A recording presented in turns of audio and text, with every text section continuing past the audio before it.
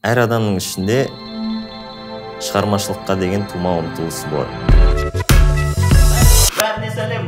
Мен өзімнің шығармашылық потенциалымды рэп арқылы ашып жүрмін. Бұл мастер-класс арқылы адам қай салада жүрсе де өзінің шығармашылық потенциалын аша алады.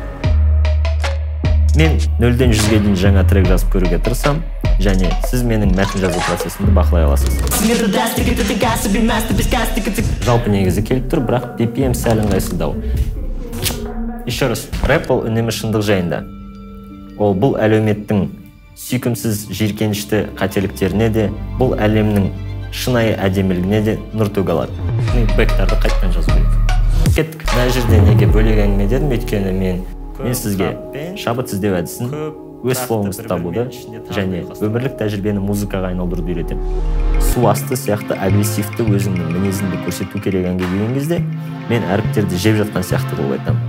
Тап-тап бәрі даққа, бақтарт, қамчық, пам-пам, бала талқыла, бәрі бір қалыпты, менің тәртібім әріппен қалыпты деген сияқты нәрсе. Кейбір нюанстар бар. Яғни, себебі егерде сен алдын ала эмоцияның бәрін беріп қоятын болсаң, сахнаға шыққан кезде ол эмоцияның бәрі бірден бітіп қалуы мүмкін. Сенің өмірлік тәжірибеңдегі әртүрлі көңіл күйдегі сәттерді ұстап қалатын мезет шабыт деп аталады. Сол шабыт таласында өзіңнің кеңістігіңе кіріп, өзіңнің кішкентай әлеміңді құрастырып бастайсың. Сонда сенде жан дүниеңмен диалог басталады. Ол өте қымбат контакт. Жайлы бөлмеңізге барып, белбеуіңізді тағып, дайындалыңыз.